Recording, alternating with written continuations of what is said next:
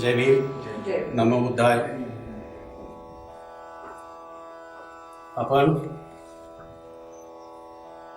कालपर्यंत जेवढे भाग झालेत, पहिल्या खंडातले 18 भाग कालपर्यंत आपले झालेत. 19वा भाग आज आपण वाचणार आहोत.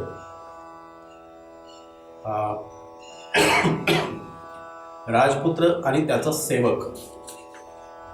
त्याआधी बरंचसं आपण वाचन झालेलं आहे, त्यावर भाष्य करण्याची काही गरज नाही फारसं असं, कारण प्रत्येक वेळेस जर आपण मागच्या भागाबद्दल आणखी चर्चा करत बसलो, बोलत बसलो, तर मग हा भाग आणखी कमी होतो. त्याच्यामुळे त्याच्यावर बोलणार नाही आपण. तर आता प्रथम खंड आणि त्यातला 19वा भाग आहे, राजपुत्र आणि त्याचा सेवक. कंटकाला घेऊन छन्नानेही घरी परतले पाहिजे होते, पण त्याने परत जाण्याचे नाकारले. आपण काल पाहिलेलं होते की परिव्रज्जा घेतल्यानंतर भारद्वाज ऋषींकडून सिद्धार्थ गौतमाने परिव्रज्जा घेतली. त्यावेळेस गावातले बरेचसे लोक होते. अंगावरची वस्त्र आणि अलंकार, जी राजवस्त्र होती आणि जे अलंकार होते ते त्यांनी छन्नाच्या ताब्यात दिले आणि त्याला सांगितलं की तू हे सगळं घेऊन कपिलवस्तूला माझ्या घरी जा म्हणून असं. आणि स्वतः सिद्धार्थ बाहेर निघालेत जंगलात देश सोडून जाण्यासाठी म्हणून. तर पण त्याने परत जाण्याचे नाकारले. आणि झालं असं की सिद्धार्थाने जरी त्याला सांगितलेलं असलं की हे सगळं घेऊन तू घरी जा, तरी छन्नाला ते काही बरं वाटत नव्हतं. त्याने ते नाकारलं. त्याने राजपुत्राला कंटकासह अनोभा नदीच्या तीरापर्यंत तरी पोहोचविण्याचा आग्रह धरला. अनोभा नदी जी कपिलवस्तू नगराच्या बाहेर म्हणजे त्यांच्या सीमेच्या पलीकडे असेल, तर त्या नदीच्या काठापर्यंत तरी आम्हाला सोबत येऊ दे म्हणून छन्नाने सांगितलं. आणि छन्नाचा आग्रह इतका होता की त्याच्या इच्छेपुढे गौतमाला माघार घ्यावी लागली. आपण प्रामुख्याने असंही पाहतो की सिद्धार्थ गौतम जे करुणासागर होते, त्यांच्या समोर आलेल्या कोणत्याही व्यक्तीला ते दुखावत नव्हते. आणि सुमेध बुद्धीचा एक रूप आज सिद्धार्थाच्या रूपाने इथं आलेलं होतं. त्याच्यामुळे जे जे लोक येत असतील त्यांच्यासमोर त्यांना कुणाला नाराज करता येत नव्हतं सिद्धार्थाला. आणि म्हणून त्यांनी ते मान्य केलं की ठीक आहे, तो तिथपर्यंत चाल. तिथपर्यंत घेऊन गेले. शेवटी ते सर्वजण अनोभा नदीच्या तीरावर येऊन पोहोचले. छन्न, सिद्धार्थ गौतम आणि काही लोक असतील की ज्या लोकांना सिद्धार्थ गौतमाला सोडणं अतिशय दुःखकारक वाटत असेल आणि म्हणून ते त्यांच्यासोबत मागे मागे चालत होते. मागे आपण हेही पाहिलं की त्यांनी सगळ्या लोकांना उद्देशून हेही बोलले होते की तुम्ही कितीही माझ्यासोबत आलात तरी माझ्यावर तुमचा काहीही परिणाम होणार नाही. आणि मी तुमच्या सर्वांच्या हितासाठी म्हणून देशत्यागाची ही भूमिका घेतलेली आहे. कारण जर देशत्याग केला नसता तर एकतर आत्महत्या करावी लागली असती, किंवा त्यांना आत्मघात झाला असता, त्यांना मारण्यात आलं असतं, किंवा आईवडिलांची ती जी काही संपत्ती होती ती जप्त करण्यात आली असती. आणि ह्या दोन्ही गोष्टी होऊ नये असं जर वाटत असेल, किंवा आता तिसरी एक आणखीन अशी भूमिका होती त्यांची की एकतर मग सिद्धार्थाने शाक्य लोकांच्या सोबत राहून कोलियांसोबत युद्धासाठी तत्पर झालं पाहिजे. आणि ह्या गोष्टी त्यांना मान्य नव्हत्या, म्हणून त्यांनी देशत्यागाची ही बाजू स्वीकारलेली होती. शेवटी तेव्हा छन्नाकडे वळून गौतम म्हणाला, मित्रा, माझ्या पाठोपाठ येण्याने तुझी माझ्यावरील भक्ती स्पष्ट झाली आहे. तुझ्या स्वामी भक्तीने तू माझे हृदय जिंकले आहेस. छन्नाला उद्देशून त्याने सांगितलेलं आहे की हे मित्रा, तुझं माझ्यावर खूप प्रेम आहे, अतिशय प्रेम आहे, आणि त्या प्रेमाखातरच तू माझ्या मागे मागे येतो आहेस. तू मला जिंकलंस मित्रा, खरंच मला तू जिंकलंस. तुला कोणतेही बक्षीस देण्यास मी जरी असमर्थ असलो तरी माझ्याविषयीच्या तुझ्या उदात्त भावनांनी मला संतोष झाला आहे. आणि साहजिकच आहे की सिद्धार्थ गौतमांनी अंगावरची जी राजवस्त्र होती ती काढून टाकलेली होती, जे अलंकार होते राजाचे तेही काढून टाकलेले होते. आता त्याच्याकडे काहीच नव्हतं. गेरू या रंगाचे वस्त्र त्यांनी परिधान केलेले होते. आणि कफल्लक झालेला सिद्धार्थ छन्नाला उद्देशून बोलत होता की तू जरी मला जिंकलेलं असलं, राजांचा एक प्रघात होता असा की राजे महाराजे जेव्हा एखाद्या व्यक्तीवर खुश व्हायचे तेव्हा त्यांच्याजवळ जे असेल नसतील ती वस्तू बक्षीस म्हणून समोरच्या व्यक्तीला ते द्यायचे. आणि आज सिद्धार्थ प्रसन्न झालेला होता, तरीही त्यांना देण्यासाठी, छन्नाला देण्यासाठी सिद्धार्थाकडे काहीच नव्हतं. आणि त्याने ते कबूल केलं की मला तुला द्यायसाठी आता माझ्याजवळ काहीच नाही, पण तुझीही हे ते जे तुझं मित्रप्रेम आहे त्यामुळे मी मनोमन सुखावलो आहे, मला खूप संतोष मिळालेला आहे. ज्याच्याकडून आपणाला लाभ होणार आहे त्याच्याबद्दल आपुलकी कोण दाखवणार नाही. अर्थातच आहे की सध्या परिस्थितीत जर आपण विचार केला तर कोणाकडून जरी आपल्याला काही मिळत असेल तर आपण त्याची हाजी हाजी करायला मागे पुढे करणार नाही. त्याची वाटेल तेवढी स्तुती करू, नको असतील, त्याची ती ऐपत नसेल, त्याची कुवत जरी नसली तरी आपण त्याची खूप तोंड भरून कौतुक करणार आहोत, तोंड भरून त्याची स्तुती करणार आहोत. नाही नाही नाही, तुम्ही फारच सुंदर आहात, तुम्ही फारच चांगले आहात, जे जे काय असेल नसेल ती सगळी विशेषण आपण त्याच्यासाठी वापरणार आहोत, कारण त्याच्याकडून काहीतरी आपल्याला घ्यायचं असते. आणि छन्नाला सिद्धार्थाकडून काय मिळणार होतं त्यांना माहित होतं आता की हा कफल्लक झालेला आहे, हा भिक्षुक झालेला आहे, ह्याच्याकडून तर काही मिळणार नाहीच. पण तरीही त्यांचं मित्रप्रेम असं होतं की छन्नाला सिद्धार्थाला सोडून जाणं जमत नव्हतं आणि म्हणून सिद्धार्थाने ते त्यांना बोलून दाखवलं असं. पण दैव फिरले की आपली वाटणारी माणसे देखील नेहमी परक्यासारखी होतात. साहजिकच एखाद्याचं दैव फिरलं, एखादा खूप राव आहे, राव म्हणजे राजा म्हणू आपण, खूप मोठा राजा आहे, तो राज्यपदावर असताना त्याच्या सोबत वागणारे जे काही लोक असतील ते कुठल्या प्रकारे वागत असतील, आणि जेव्हा तो पाय उतार होईल तिथून गादीवरून, जेव्हा तो सर्वसामान्यांसारखा असेल तेव्हा त्याच्यासोबत वागणारे लोक कसे असतील, तर या दोघांमध्ये खूप मोठं जमीन अस्मानचं अंतर असते, खूप फरक पडतो त्यांच्यामध्ये. आणि आज सिद्धार्थाच्या सोबत हा छन्न सोबत चालत होता, मित्र म्हणून चालत होता, आणि त्याला सिद्धार्थाकडून काहीही मिळण्याची अपेक्षा नसताना. आणि म्हणून त्यांनी हे उदाहरण दिलेलं आहे, कुटुंब पोषणासाठी पुत्राला लहानाचे मोठे केले जाते, कुणीही करते, आम्हीही करतो. पित्याचा सन्मान पुत्र करतो तो त्याच्या भावी पोषणासाठी, पित्याचा सन्मान पुत्र करतो तो त्याच्या भावी पोषणासाठी. आम्ही पित्याचा सन्मान करतो. थोडक्यात जर आता अलीकडच्या काळातलं जर उदाहरणं पाहिलेत आपण, तर अनाथाश्रमांमध्ये कितीतरी आई वडील खितपत पडलेले असतात. अर्थात अनाथाश्रमामध्ये जाणारे लोक सर्वसामान्यांमध्ये असू शकत नाहीत. सर्वसामान्य म्हणजे आपण ज्या स्तरावर राहतो, आपण तिसऱ्या वर्गाचा धरू आपण, एक उच्च कोटीचा वर्ग, दुसरा एक मध्यम वर्ग, आणि तिसरा जो सर्वसामान्य वर्ग आहे. बहुतेक वेळा सर्वसामान्यांमध्ये लोक तिथे जात नाहीत, कारण ह्यांची गरिबी जरी असली तरी मनाने हे फार मोठे श्रीमंत असतात, हे आईवडिलांना सोडत नाहीत.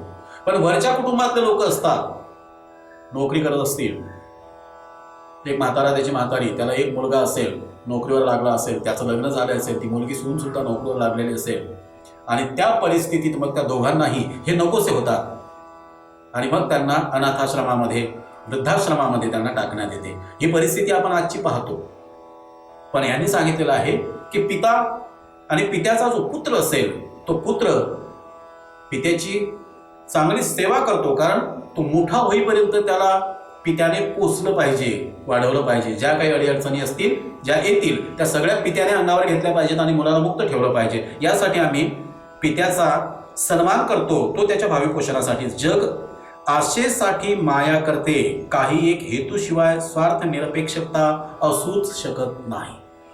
स्वार्थ निरपेक्षता कुठे आहे? हा शब्द फक्त पुस्तकात वाचण्या इतका महत्वाचा झालेला आहे. आता जो येतो तो स्वार्थाने प्रेरित झालेला असतो, कुठला तरी स्वार्थ त्याच्याजवळ घेऊन येतो. कुणीही तुमच्याकडे येऊ, कुणीही माझ्याकडे येऊ, तो जर येत असेल कुठल्याही कारणाने, तर तो काहीतरी घेऊन येतो, देण्याच्या उद्देशाने कोणी येतच नाही. आणि खऱ्या अर्थाने इथे जेव्हा छन्ना आणि सिद्धार्थाबद्दलचं हे वाक्य टाकलेलं आहे की तुझ्या मनात कुठलाही स्वार्थ नसताना तू माझ्यासोबत इथे चालतो आहोस, ही मैत्री आहे. मी वारंवार सांगत असतो, मैत्री आणि प्रेमात खूप मोठं अंतर आहे. मैत्री ती असते जी देण्याची ती भावना ठेवते. प्रेमात काहीतरी घेतल्या जाते. मी तुझ्यावर प्रेम करतो, मग प्रेम करतो म्हणून तुम्हाला काहीतरी दिलं पाहिजे. प्रेमावर प्रेमच दिलं पाहिजे. समजून चला, मी एखाद्यावर प्रेम करतो आणि त्या समोरच्या व्यक्तीने माझ्यावर प्रेम करत नसेल तर मग आम्हाला राग येतो त्याचा. अरे मी एवढा सगळा जीव तोडून तुझ्यावर प्रेम करतो आणि तू काहीच करत नाहीस. पण मैत्रीमध्ये हे असं असू शकत नाही. मित्रांचं असते की एक छोटी गोष्ट असेल तरी ती वाटून घ्यायची, दोघांनी मिळून सांभाळायचं तिला, काय असेल ते. मैत्रीत काही स्वीकारला जात नाही, दिल्या जाते कायम. एका मित्राला खुश करण्यासाठी दुसरा मित्र कायम काहीतरी देण्याचा प्रयत्न करतो की हे तू घे, तू खुश राहा, तू आनंदी राहिला म्हणजे मला आनंद होतो.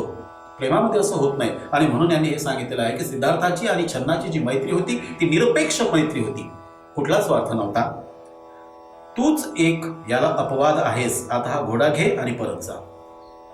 पण सिद्धार्थाने इथे हे कबूलही केलं की ही जी स्वार्थपरायणता आहे, हा जो स्वभाव माणसाचा झालेला आहे, तू मात्र ह्यापासून वेगळा आहेस. तू एकमेव व्यक्ती असा आहेस की कुठलाही स्वार्थ मनात न ठेवता माझ्यासोबत चालतो आहेस. तेव्हा त्यांनी आता इथे सांगितलेलं आहे की निरोप घ्यायची ही वेळ झालेली आहे. त्यांनी सिद्धार्थाने सांगितलं की हा घोडा घे आणि तू आता कपिलवस्तू नगरीला परत जा. महाराज, जरी आपल्या प्रेमळ आत्मविश्वासामुळे अद्याप डळमळले नसले तरी ते आपले दुःख आतल्या आत गिळण्याची पराकाष्ठा करीत असतील. त्यांनी हे सांगितलं की शुद्धोधनाने जेव्हा भारद्वाज ऋषीच्या आश्रमात सिद्धार्थाने परिव्रज्जा घेतली तेव्हा आपलं दुःख व्यक्त केलेलं नव्हतं. त्याने बोलून दाखवलं की बाळा तू गेल्यानंतर आमचं कसं होईल म्हणून. आई पण तीच बोलली, सगळे लोक तेच बोलत होते की तू परिव्रज्जा घेऊ नको जाऊस आणि जात असशील तर मग आम्हाला पण घेऊन चल, आम्ही सुद्धा तुझ्यासोबत राहू. आणि त्यांनी ते नाही म्हटलेलं होतं की आणि हा सिद्धार्थ छन्नाला सांगतो की महाराज अद्याप डळमळले नाहीत. त्यांचा पुत्र त्यांच्यापासून कुठेतरी निघून गेलेला आहे आणि डोळ्यादखत गेलेला आहे. असं असताना सुद्धा महाराजांनी थोडंसं शांत संयमी स्वभाव दाखवलेला असला तरीही त्यांच्या आत दुःख खदखदत असेल. ते खदखदणारं दुःख ते गिळून टाकण्याचा अतोनात प्रयत्नही करीत असतील. हा सिद्धार्थ गौतम छन्नाला सांगताहेत. त्यांना सांग की मी त्यांना सोडून आलो तो स्वर्गप्राप्तीच्या तृष्णेमुळे किंवा त्यांच्यावरील प्रेमाच्या अभावामुळे अथवा काही रागामुळे नाही. आता याने सांगितलेलं आहे की पहा, आपण आधी बऱ्याचशा कथा वगैरे ऐकलेल्या असतील, पुराणातल्याही ऐकल्या असतील, काही इतर गोष्टी ऐकलेल्या असतील की घर सोडून गेलेत. ऋषीमुनी जे झाले होते आधीच्या काळातले, त्या ऋषींना काय पाहिजे होतं, स्वर्गप्राप्तीसाठी त्यांनी काहीतरी ते निमित्त साधून आणि मग ते गेले, तपश्चर्याला बसले, ध्यान साधना केली वगैरे वगैरे, काय असेल नसेल तर त्या सगळ्या गोष्टी आपण ऐकलेल्या आहेत. ते कुठल्या तरी एका हेतूने प्रेरित झालेले होते आणि ते ती गोष्ट मिळवण्यासाठी म्हणून ते घर सोडून निघून गेलेले होते. सिद्धार्थ गौतम काही मिळवण्यासाठी, स्वर्गप्राप्ती मिळवण्यासाठी म्हणून तो पुढे गेलेला नव्हता. स्वर्गाची तृष्णा नव्हती त्यांना, किंवा आई वडिलांचं प्रेम त्याच्यावरचं कमी झालं आणि म्हणून मुलगा निघून गेला असेल असंही घडलेलं नव्हतं. त्यांनी ते सांगितलं छन्नाला की त्यांना सांग मी स्वर्गप्राप्तीसाठी म्हणून, म्हणजे सुखाचा उपभोग घेण्यासाठी म्हणून, जास्तीत जास्त सुख कसं पदरात टाकून घेता येईल ते मिळवण्यासाठी म्हणून काही घरदार सोडून निघालेलो नाही, किंवा तुमचं माझ्यावरचं प्रेमही कमी झालेलं आहे आणि म्हणून मी घर सोडून जातो असंही नाही. घर सोडून मी अशा रीतीने निघून जात असलो तरी माझ्याबद्दल शोक करण्याचा विचार त्यांनी करू नये. तर म्हणजे आता हे सांगितलेलं असलं तरी ह्या मोठ्या व्यक्तीने सांगितलेलं आहे. पण ज्याचा तरुण मुलगा डोळ्या देखत एवढं सगळं ऐश्वर्य असताना, राजपुत्र म्हणून असताना, लग्न झालं, सुंदर पत्नी होती, सुंदरसा एक मुलगा होता, आई वडील होते, एवढं सगळं राज्य होतं, म्हणजे कुठलीच कमतरता नसताना जर तो निघून जात असेल आणि तोही एकुलता एक मुलगा, तर त्या बापाच्या मनावर काय परिणाम होत असतील हे सगळं सांगायची गरज नाही, आपण अनुभवतो. सहवास हा कितीही दीर्घकाळ टिकला तरी कालावधीने त्याचा शेवट हा होतोच. इथे बुद्ध तत्वज्ञान आहे. बुद्धाने जो अनित्यवाद सांगितलेला आहे तो इथे आहे. आम्ही सहवासात कोणाच्याही, आई वडिलांच्या सहवासात असू, मुलाबाळांच्या सहवासात असू, पती पत्नी सहवासात असतील, तरीही त्याची एक मर्यादा आखून ठेवलेली आहे. तुम्ही एका विशिष्ट लेवलपर्यंत, विशिष्ट अंतरापर्यंत सोबत चालता आणि त्याच्यानंतर तुम्हाला वियोग सहन करावाच लागतो. दोघांपैकी एक कोणीतरी निघून जात असेल, आई वडील असतील तर ते वृद्धापकाळामुळे निघून जात असतील, पती पत्नीमधला दोघांपैकी कोणीतरी एक निघून जात असेल, मुलाबाळांमध्ये सुद्धा असं घडते. बऱ्याच वेळा अपघात झाला असेल, कुठलाही काही कारण झालं असेल, आजार आला असेल आणि ते लोक निघून गेले असतील, आणि जर गेलेच नसतील तरीही जोपर्यंत मी जिवंत आहे तोपर्यंत माझ्या कुटुंबातला एकूण एक व्यक्ती जिवंत राहणे शक्य नाही. प्रत्येकाला जावंच लागते. जन्म आहे म्हणजे मृत्यू पण त्याच्या सोबतच घेऊन आलेला असतो. ज्या दिवशी तुमचा जन्म झाला त्याच दिवशी तुमच्या सोबत तुम्ही गाठोडं बांधून घ्या, मृत्यूचं घेऊन आलेले आहात. त्यामुळे वियोग तर हा होणारच आहे. जर वियोग अटळ आहे तर स्वजनांपासून दुरावण्याचे अनेक प्रसंग वारंवार कसे येणार नाहीत? साहजिकच आहे, येतीलच. वियोग आहे, आणि जर हा असा वियोग आहे तर मग प्रत्येकाला कुठे ना कुठे, कुठल्या ना कुठल्या एका वळणावर एकमेकाला साथ सोडून, हात सोडून, संगत सोडून निघून जावं लागते. आणि जो एकटा राहिलेला असेल त्याच्या नशिबी वियोग हा येतोच. माणसाच्या मरणासमयी त्याच्या संपत्तीचा निसंशय वारसा हक्क सांगणारे लोक असतात. माणसाच्या जो कोणी मरत असेल तो त्याच्या मृत्यूनंतर त्याच्या पाठीमागे असलेली त्याची संपत्ती जी आहे त्याचे वारसदार सगळे सांगतील की आता हिसेवाटी करतोच ना आपण, आता आपल्या इकडे आहेच असं प्रकार झालं ना. एक म्हातारा किंवा म्हातारी कोणी असेल, शेवटची ती निघून गेली असेल आणि त्याची मागची जर संपत्ती असेल तर त्यांना तिथे पोहोचून आल्याबरोबर इथे आले की लगेच त्यांचा विचार चालू होतो, मग आता हिसेवाटणी कशी करणार आपण? ते तिकडचं शेत कोण घेणार, कोणी घ्यायचं, हे इकडचं घर कोणाला द्यायचं, ते तिकडचा मळा कोणी घ्यायचा, ह्या सगळ्या गोष्टी होत असतात. परंतु त्याच्या सद्गुणाचे वारस जगात सापडणे कठीण असते, किंबहुना ते नसतातच. आता हा गेलेला माणूस असेल, त्याने विशिष्ट प्रकारची अशी संपत्ती सोडून ठेवलेली आहे. लोकांनी त्या संपत्तीसाठी वाटेकरी म्हणून आपलं नाव जाहीर केलेलं आहे. पण त्याच्यातला जो सद्गुण होता किंवा त्याच्यातला जो काय दुर्गुण असेल, त्या दोन्ही गुणांपैकी आम्ही काहीच एकही गुण वाटणी करून घेण्याच्या मनस्थितीत नसतो. आणि याने तेच सांगितलेलं आहे की हा सद्गुण कोण घ्यायला येतो? कोणीच नाही. महाराजांची, माझ्या पिताजींची सेवा शुश्रूषा होणे अगत्याचे आहे. महाराज म्हणतील की मी अवेळी निघून गेलो, पण कर्तव्यासाठी कधीच अयोग्य वेळ नसते. आता त्यांनी हेही सांगितलं की महाराजांना असं वाटेल की माझ्या वृद्धापकाळात माझा तरुण झालेला मुलगा माझी सेवा करण्याऐवजी तो जंगलात निघून गेलेला आहे, वनात निघून गेलेला आहे, आणि मग आता मी काय करणार आहोत. पण सिद्धार्थाने हेही समजून सांगितलेलं आहे की बुद्ध तत्वज्ञानात हे वारंवार तुमच्या समोर येणार आहे की तुम्हाला जी गोष्ट ज्या दिवशी करणे सुरुवात करायची असेल त्या दिवशी सुरुवात करा. ती सुरुवात आहे. त्याला काळवेळ पाहायची गरज नाही. पूर्वीच्या काळी लोक पंचांग वगैरे पाहायचे. ब्राह्मणाकडे जाऊन की आता आम्हाला सोयरी पाहायसाठी मुलगा पाहायला किंवा मुलगी पाहायला जायचं आहे, किती वाजून किती मिनिटांनी निघायचं, दिवसातली कोणती वेळ योग्य आहे, ह्या सगळ्या गोष्टी होत्या. आता अलीकडे आपण डॉक्टर बाबासाहेब आंबेडकरांच्या मेहरबानीने, त्यांनी दिलेल्या घटनेमुळे, त्यांनी दिलेल्या विचारांच्या या प्रवर्तनामुळे आम्ही थोडेफार होईना बाहेर निघालेले आहोत. पण अजूनही बरेचसे लोक त्याच मार्गाचा अवलंब करताना दिसतात. बरेच लोक अजूनही बुवाबाजीच्या नादी लागलेले असतात आणि त्यांना जेव्हा आपण ओळखतो, जाताना पाहतो, तेव्हा वाईट वाटते की अरे बाबा, तू जर हे असले थेर करत असशील तर मग बाबासाहेबांनी दिलेल्या ज्ञानाचा तुझ्यासाठी काहीच उपयोग झालेला नाही. तू कसा बौद्ध झालास, हे प्रश्न विचारायचे वाटतात त्यांना. पण असो, ह्या आणि अशाच शब्दात मित्रा महाराजांना सांग, आणि जेणेकरून ते माझी आठवणही करणार नाहीत असाच प्रयत्न करीत राहा. त्याने चंद्रांना सांगितलं की मी जरी घर सोडून निघून गेलेलो असलो तरी तू त्यांच्यासोबत इतक्या जवळीकतेने वाग की त्यांना कदाचित माझी आठवण येणार नाही. किंवा त्यांना हेही सांग की सिद्धार्थाची तुम्ही आता अजिबात आठवण करू नका. आणि होय, माझ्या मातेलाही पुन्हा पुन्हा सांग की तिच्या वात्सल्य प्रेमाला मी कितीतरी अपात्र आहे. ती फार थोर स्त्री आहे, तिची थोरवी शब्दांनी सांगता येण्यासारखी नाही. आईची महती कुणीच सांगू शकत नाही. आणि सिद्धार्थानेही हे कबूल केलेलं आहे. हा बारकावा आहे. इथे एक छोटासा विषय दिलेला आहे की माझ्या आईच्या प्रेमाला मी अपात्र आहे. त्याने हेच म्हटलेलं आहे की मातेलाही पुन्हा पुन्हा सांग तिच्या वात्सल्य प्रेमाला मी कितीतरी अपात्र आहे. एवढा मोठा माणूस जेव्हा सांगतो की आईच्या वात्सल्यापुढे, तिच्या प्रेमापुढे मी अपात्र ठरतो, म्हणजे आईची महती किती असेल. आणि सगळ्यात महत्वाचं यातला मुद्दा एक सांगायचा आहे की सिद्धार्थ गौतमांनी स्वतःला वेगळं काही समजलं नाही की मी तुमच्यापैकी नाही, मी वेगळा आहो, माझ्यात काहीतरी वेगळी अलौकिकता आहे. या सगळ्या गोष्टींची चर्चा करण्यासाठी त्यांनी काहीच लिहून ठेवलेलं नाही. उलट त्यांनी सांगितलं की ह्या सगळ्या गोष्टी निरर्थक आहेत, तुच्छ आहेत, तुम्ही पण मान्य करू नका. सिद्धार्थ सर्वसामान्यांसारखा जन्माला आला, सर्वसामान्यांसारखं त्यांचं बालपण गेलं, सर्वसामान्यांसारखा त्यांचा विवाह झाला, सगळ्या गोष्टी सामान्यांसारख्या झाल्या, आणि तरीही तो असामान्य व्यक्ती ठरला. त्याचं कारण आहे, त्यांनी ह्या एका ओळीतून त्यांना हे सांगायचं आहे की जसा मी पुढे गेलो आणि ज्या पदापर्यंत मी पोहोचलो त्या पदापर्यंत तुम्ही सुद्धा जाऊ शकता. हा यातून आलेला संदेश आहे. तुम्ही सुद्धा जाऊ शकता. या पद्धतीनं तुम्हाला प्रयत्न केला तर काहीच कठीण नाही. हे शब्द ऐकून शोकाकुल झालेला छन्न हात जोडून भावनातिरेकाने कंठ दाटून येऊन उतरला. अर्थातच एवढं सगळं भावनिक संभाषण झाल्यानंतर छन्नासारखा एक माणूस, सर्वसामान्य माणूस, त्याचा कंठ दाटून येणार नाही असं होणे नाही.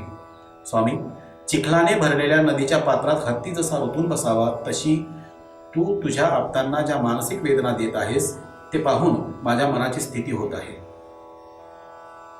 हत्ती चिखलात रुतल्यानंतर त्याला बाहेर निघता येत नाही. एकतर त्याचं वजन खूप जास्त असते. एक पाय काढला की दुसरा पाय त्याचा आणखी फसलेला असतो, थोडा खोल जातो, आणि सर्व शक्तिमान असूनही त्याला त्या शक्तीचा उपयोग त्याच्या स्वतःच्या शरीरासाठी करता येत नाही.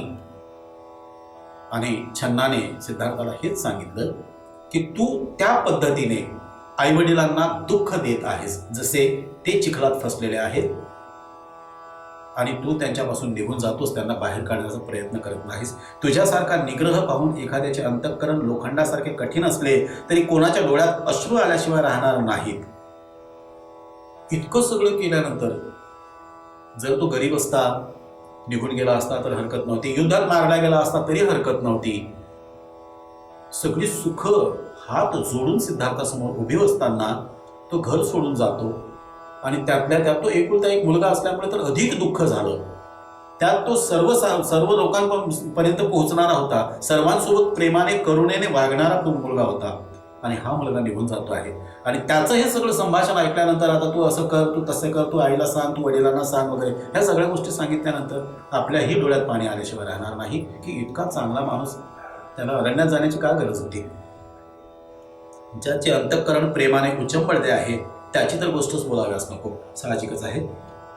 ज्याचे अंतःकरण प्रेमाने अगदी भरलेलं आहे त्यांच्या बाबतीत तर सांगायलाच नको की ते रडल्याशिवाय राहणारच नाहीत. कुठे तुझा तो प्रासादात लोळणाऱ्या शरीराचा नाजूकपणा आणि कुठे कठीण कुशाग्रांनी भरलेल्या तपस्व्यांच्या अरण्यातील ती भूमी, प्रासाद, राजवाड्यात मऊ तनम अशा गादीवर झोपणारा सिद्धार्थ, घरात सुद्धा त्यांच्या पायघड्या टाकलेल्या असतील, गालीचे टाकलेले असतील, अशा मऊशार बिछाण्यावर लोळणारा सिद्धार्थ कुठे, आणि आता काट्याकुट्यांनी भरलेल्या या अरण्यातल्या ह्या ओसाड माळरानावर चालत असताना सिद्धार्थ कुठे, दोघांची किती तफावत निर्माण झालेली आहे. आणि तो तेच म्हणतो की ही भूमी आणि तो तुझा राजवाडा, किती फरक हे राजपुत्रा. तुझा हा निर्णय माहीत असताना हा घोडा घेऊन कपिलवस्तू नगरीला दुःखात लोटण्यास मी आपोहून कसा जाऊ.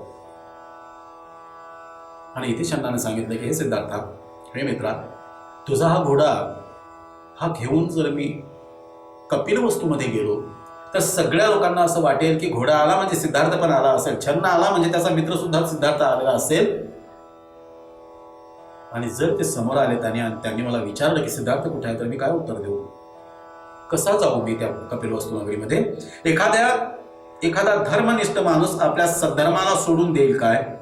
एखादा धर्मनिष्ठ माणूस जो धर्माचं आचरण करणारा आहे, प्रत्येक पाऊल त्याचं धर्माधिष्ठित आहे, तो चुकीचा मार्ग कधीच अवलंब करणार नाही, खोटं कधीच बोलणार नाही, व्यभिचार करणार नाही, अशा व्यक्ती, त्याला जर म्हटलं की तू हा तुझा मार्ग सोड आणि चुकीच्या दुसऱ्या कुठल्या तरी भलत्या मार्गाने चालायला लागतं, तो सोड देईल काय, नाही करणार तसं तो. त्याचप्रमाणे स्वतःच्या मुलासाठी सतत झटणाऱ्या आपल्या वयोवृद्ध प्रित्याला तू सोडून तू जाणार काय. तरीही छन्नाच्या मनातला एक आशावाद आहे इथे, आणि तोही त्याने बोलून दाखवला की हे सिद्धार्था, तू तुझ्या आईवडिलांना अशा परिस्थितीत, जे आईवडील मुलासाठी सतत झटत राहिले, सगळ्या प्रसंगांना त्यांनी तोंड दिलं, आणि अशा कठीण परिस्थितीत तू त्या वृद्धापकाळात त्यांना सोडून जाणार. आणि तुझी सावत्र आई, जिने तुला लहानाचे मोठे करण्यात खस्ता खाल्ल्या, सावत्र आई मावशीच त्याची, तिला एखादा कृतज्ञ माणूस आपल्या उपकारकर्त्याला विसरतो तसा तू सोडून जाणार काय. आई गेल्यानंतर मावशीने सिद्धार्थाचा पालन केलं, वागवलं, लहानाचं मोठं केलं. आणि आता छन्न त्याला सांगतो, सिद्धार्थाला सांगतो की जिने आयुष्यभर तुझ्यासाठी खस्ता खाल्ल्या, त्या उपकारकर्त्या आईला तू विसरून जंगलात निघून जाणार आहेस. जी सद्गुणांची खाण आहे, जिच्यामुळे कुटुंबाची शोभा वाढली आहे, जी पतिभक्ती परायण असून जिने नुकताच एका बालकाला जन्म दिला आहे, अशा तुझ्या त्या पत्नीचा तू त्याग करणार काय. इतकी सुलभ, सुशोभित असणारी, सुंदर असणारी, लोभसवाणी असणारी, जिने आता नुकत्याच एका छोट्याशा बाळाला जन्म दिला, जे तुझं बाळ आहे, ती पत्नी लग्न झालं तेव्हा तिची काय स्वप्न असतील तुझ्यासोबतची. कपिलवस्तूमध्ये गेल्यानंतर सिद्धार्थासोबत मी काय काय करणार आहे, कशी वागणार आहे, काय, ह्या सगळ्या गोष्टी तिने स्वप्न तिचे केलेच असतील तिने उभे. आणि आज तू सगळ्या त्या स्वप्नांचा चुरा करून पायदळी तुडवून तू निघून जात आहेस. धर्म आणि कीर्तीच्या चाहत्यात सर्वश्रेष्ठ असणारा तू एखाद्या निगरगठ्ठ उधळ्या माणसाने स्वतःचे मौल्यवान धन उधळून टाकावे, तसे ज्याचे कौतुक करावे तेवढे थोडेच अशा यशोधरेच्या त्या लहानग्या बाळावर सोडून जाणार काय. लहान बाळाचं उदाहरण देत असताना आपण प्रामुख्याने पाहतो की लहान मुलं जी कोणाची असतील, कुणाचीही असो, श्रीमंताची असो, गरिबाची असो, एवढंच नाही तर जनावरांची मुलं सुद्धा आम्हाला सुंदर दिसतात, त्यांच्यावर आमचा लळा बसतोच, प्रेम वाटतेच त्यांच्याबद्दल. डुकराची पिल्लं सगळ्या घाणीत असतात, पण अगदी छोटी असतात तेव्हा फार देखणी असतात. आणि त्यात तुझा मुलगा जो आत्ताच जन्माला आलेला आहे, लोभसवाना आहे, सुंदर आहे, आणि अशा मुलाला तू सोडून एकटा जंगलात निघून जात आहेस, तुला बरं वाटते. हे सगळे भावनेचे प्रकार आहेत. ह्या सगळ्या गोष्टी सिद्धार्थाच्या पुढे छन्नाने मांडलेल्या आहेत. उद्देश हा होता की सिद्धार्थाने पुढे जाणे टाळावे आणि मागे परत यावे, राजगृहात आपल्या परत यावं. आणि तू तुझे आप्त नातलग व राज्य सोडून जाण्याचा जरी निर्धार केला असलास तरी हे अन्नदात्या, तू मला सोडून जाणार नाहीस असा मला विश्वास आहे, कारण तुझे पाय हेच माझे आश्रयस्थान आहे. आणि सरते शेवटी त्यांनी हेही सांगितलं की तू अन्नदात्या मित्र जरी असला तरी सिद्धार्थ गौतमाने छन्नाला मित्र म्हणून संबोधलेलं असलं तरी तो नोकर होता म्हणून राजा जो कोणी असेल तो अन्नदाता आहे. आणि म्हणूनच छन्नाने त्यांना हे म्हटलं की हे अन्नदात्या, तू मला तरी सोडून जाणार नाहीस. आता याच्या मागचा आणखीन आपण पुष्टी अशी लावू शकतो की सोडून जाणार नाहीस तर मला सोडू नको, मीही तुझ्या सोबत येतो. हा भावार्थ इथे येतो.